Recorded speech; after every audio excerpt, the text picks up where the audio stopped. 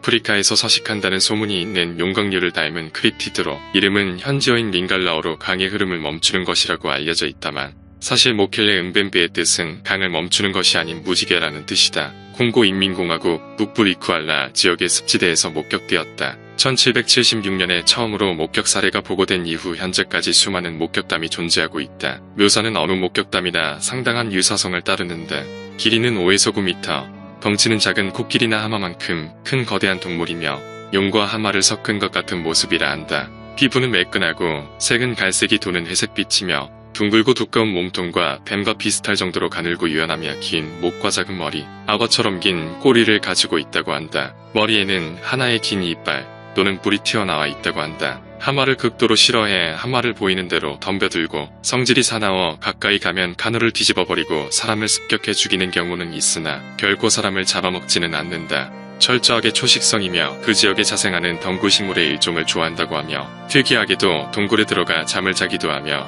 주행성 동물이라고 한다. 발가락이 4개인 하마와 달리 발가락이 3개인데 뒷발에는 날카로운 발톱이 있어서 발자국을 한눈에 알아볼 수 있다고 한다. 유럽인 학자들이 원주민들에게 공룡의 그림을 보여주자 디플로도쿠스를 모켈레 은벤베와 가장 비슷한 것으로 꼽았다. 앞서 언급된 목격담에서 디플로도쿠스가 속하는 용광류의 특징을 다 갖추었고 이러한 외형은 지구 역사상 존재해온 육상생물 중에선 용광류 말곤 없다. 더군다나 뒷발에 3개의 발톱이 있다는 묘사조차 공교롭게도 실제 용광류들이 갖는 공통된 특징이다. 다만 길다란 뿔이 튀어나온 두개골은 트리케라톱스 같은 강룡류, 그리고 굽은 발톱이 달린 뒷발은 티라노사우루스와 같은 수강류의 특징이다. 1970년대에 미국인 선교사가 들은 이야기에 따르면 콩고의 텔레오 근처에 사는 원주민들은 호수에서 흘러나온 강의 상류에서 물고기를 잡는데 주변에 서식하는 모켈레 은벤베가 자꾸만 그들을 공격하며 물고기 잡이를 방해하자 아예 날카로운 통나무들과 나뭇가지로 바리케이드를 쌓았다고 한다. 그런데도 모켈레 은벤베는 나타나서 바리케이드를 뚫으려 시도하다가 나무에 찔려 부상을 입었고 원주민들은 그 기회를 노려 창으로 모켈레 은벤베를 죽이는데 성공했다고 한다. 이후 마을 사람들이 모켈레 은벤베를 해체하는데 고기를 자른 부위가 다시 살아나 여러 번 잘게 써는 일을 반복하고 나서야 그 고기를 먹을 수 있었다고 한다. 그러나 고기를 먹은 사람들은 하룻밤 내에 모두 죽었다고 전해진다. 그 이후로 원주민들은 모켈레 은벤베를 단순한 동물을 넘어 일종의 정령으로 여기며 두려워하기 시작했다고 하며 참고로 그 선교사는 강의 상류에 쳐놓은 바리케이드가 아직도 남아있는 것을 보았다고 한다. 원주민들 사이에서도 전설상의 동물로 보는 사람이 있을 정도로 그 실체가 불분명한 동물이나 목격 보고도 많고 콩고 분지의 밀림지대가 본 뒤 워낙 인간이 접근하기 힘든 곳이라서 존재하지 않는다고 속단하기도 힘들다. 그렇다고 만에 하나 이 동물이 실존하는 미지의 생물이라 해도 진짜 공룡이라 간주하기도 어렵다. 일단 육상생물의 75%를 사라지게 만들고 중생대에 막을 내린 KPG 멸종에서 중대형 생물들은 육상과 해양을 막론하고 전부 멸종됐으며 설치류나 조류 등 크기가 매우 작은 동물들을 위주로 살아남아 지금에까지 이르렀다. 이 대멸종은 무려 100만에서 250만 년간 지속됐는데 대부분의 식물도 절멸된 가운데 용광류로 추정되는 모켈레 은벤베가 이 기간을 이겨내고 존속할 가능성은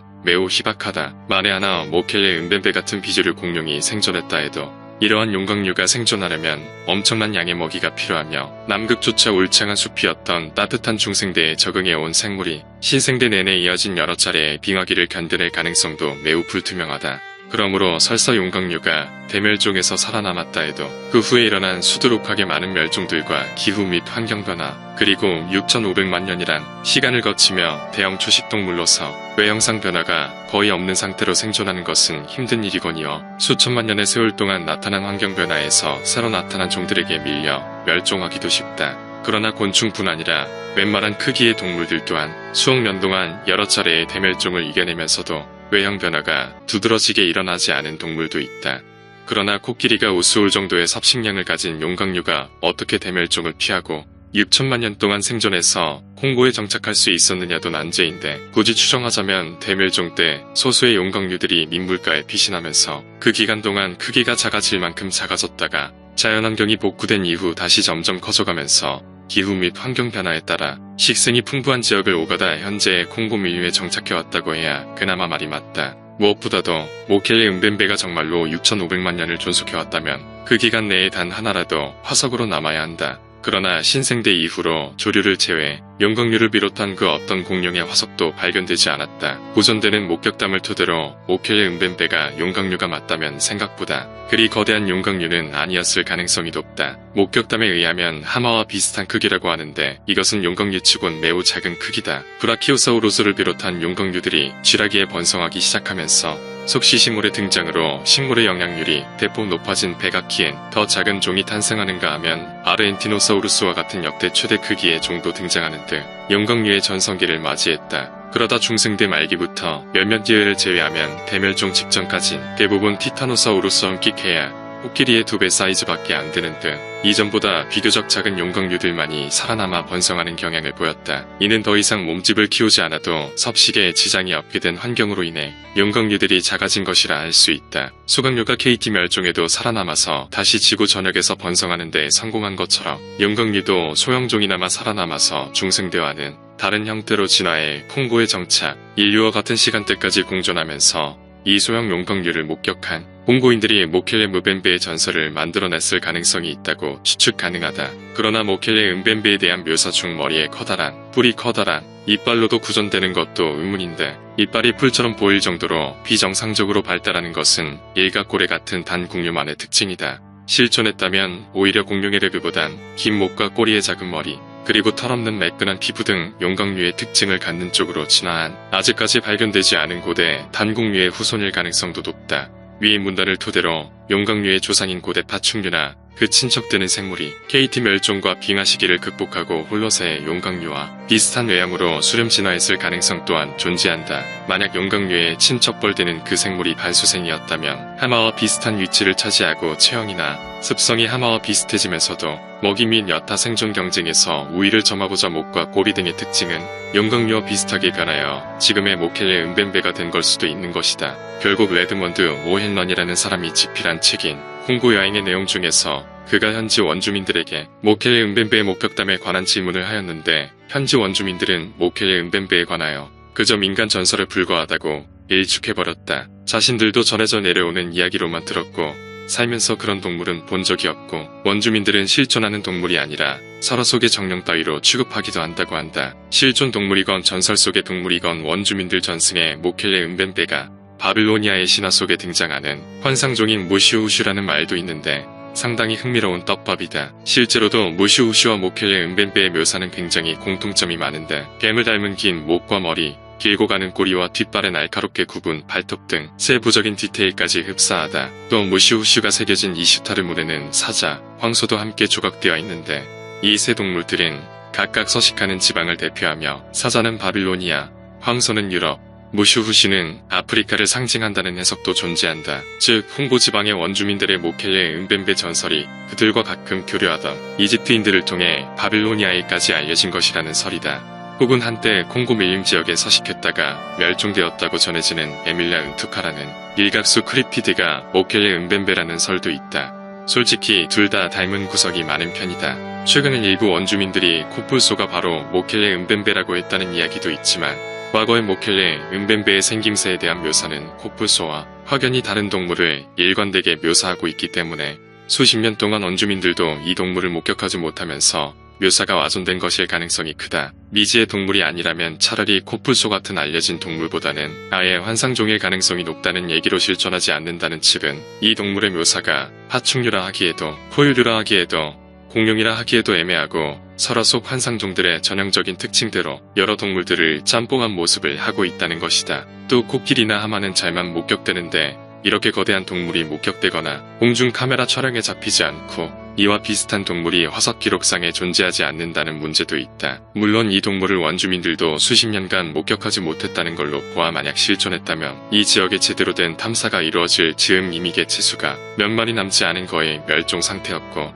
현재는 아예 사라졌다고 하면 들어맞긴 하나 그러면 왜 뼈조차 발견되지 않냐는 문제가 있다. 현재는 보통 악어를 원형으로 용이라는 환상종이 만들어진 것처럼 코끼리나 코뿔소 등을 지칭하는 이름이 굽이 전설로 전해져 내려오면서 조금씩 변형되어 아예 다른 환상종이 되었고 이게 당시 유행하던 용광류 공룡의 잘못된 복원도와 우연히 비슷한 모습이라 당시의 진화나 생태학에 대해 무지했던 서구권의 학자들이 공룡이 살아남았다는 식으로 대충 이야기를 끼워 맞춘 것이라는 설이 지배적이고 가장 현실성도 높다. 종합해보자면 공룡에 대한 지식도 개념도 전무할 콩고 원주민들에게 있어 고대로부터 줄곧 변함없이 특정 공룡과 거의 똑같은 형태로 묘사되는 미지의 생물이면서도 현대에 가까운 시간대까지 존속할 수 있었던 계기 또한 그 가능성을 찾기 어려운 가운데 공룡시대 이후의 시간대에도 살아있던 공룡의 화석이 전무하다는 점, 그리고 지형을 훼손한 흔적이나 발자국, 신빙성을 확인할 수 없는 울음소리 녹음본 등 제대로 된 실증이 나오지 않는 등 그 실존 여부가 불확실한 전설상의 동물이다. 그저 과장된 허구로 만들어진 환상수인지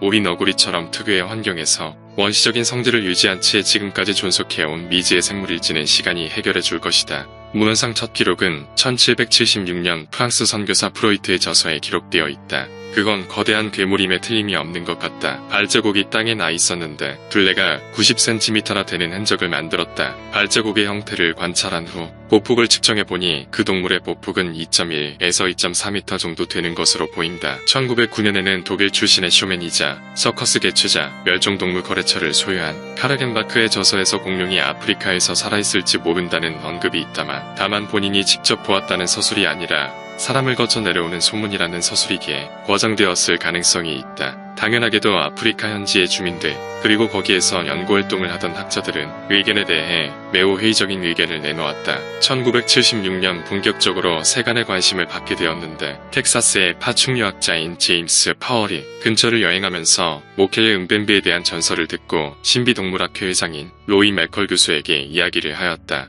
이에 관심이 생긴 맥컬 교수는 1979년에 모켈의 은뱀배를 탐사하기 위한 탐사대를 결성하였다. 그들은 선교를 하던 선교사에게 모켈의 은뱀배에 대한 전설을 들을 수 있었는데, 원주민들이 묘사한 바로는 그 동물은 길이가 4.5에서 9m 정도 되는 것 같다. 이 길이의 대부분은 목과 꼬리가 차지하고 있는 듯하고, 머리는 뱀 같고 꼬리는 길고 가늘며 몸통은 코끼리나 작은 경우 하마와 비슷하다고 하였다. 다리는 짧은 편이며 뒷다리는 3개의 발톱을 지녔다. 그리고 머리 꼭대기에서 목 뒤 아래까지 등 주름을 가지고 있는 것으로 보인다. 조사 지역이 다름에도 공통적인 특징을 묘사한다는 것을 확인하였으며, 특히 목 뒤의 주름은 용광류 공룡의 특징으로 전체적인 모습이 아파토사우루스와 흡사하다는 사실을 확인하였다. 또한 탐험대는 모켈의 은뱀배의 발자국으로 추정되는 흔적을 발견하였다. 흔적을 발견한 근처에는 이 정도 크기의 동물이 존재하지 않아 실존 가능성을 더욱 높여주었으나 더 이상의 수확은 없이 1차 조사는 종료된다.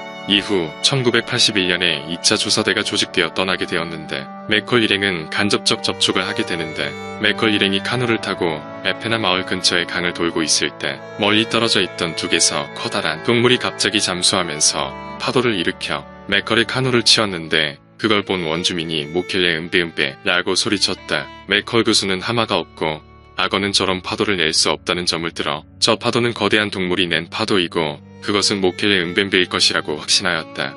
하지만 맥컬 교수는 직접 목격하지도 못하고 그 괴물의 존재를 증명할 어떠한 사진 증거도 남기지 못한 채 2차 조사대도 실패로 끝나게 된다. 그런데 맥컬 교수가 이 모켈의 은뱀배를 조작했다는 의혹이 있다. 왜냐하면 1987년에는 모켈의 은뱀배는 실존동물이 아닌 신령에 비슷한 존재로 그려졌기에 여러모로 내용이 안 맞는 측면이 있다. 그리고 위에 모켈의 은뱀배의 발자국이 현실에 존재하는 용광류 공룡과의 발자국이 안 맞으면서도 발자국이니 분명히 여러 개가 찍혀있을 확률이 있지만 겨우 저 사진달랑 얻어온 것 외에는 없다. 1981년 캘리포니아 출신인 허먼 레거스터스는 자신의 탐험대를 이끌고 홍고로 가서 모켈의 은뱀배가 자주 목격되었다는 텔레 호수에 도착. 그 호수를 탐험하는 동안에 그는 뱀처럼 긴 목을 가진 동물이 호수에서 솟아오르는 것을 목격했고, 그 기괴한 생명체는 탐험대와 몇 초간 눈을 마주친 채 다시 물 안으로 잠수했다고 한다. 그리고 이 탐사에서 최초로 모켈의 은뱀배로 추정되는 생명체의 울음을 녹음하는데 성공하였다. 그리고 2001년에는 피그미족들에게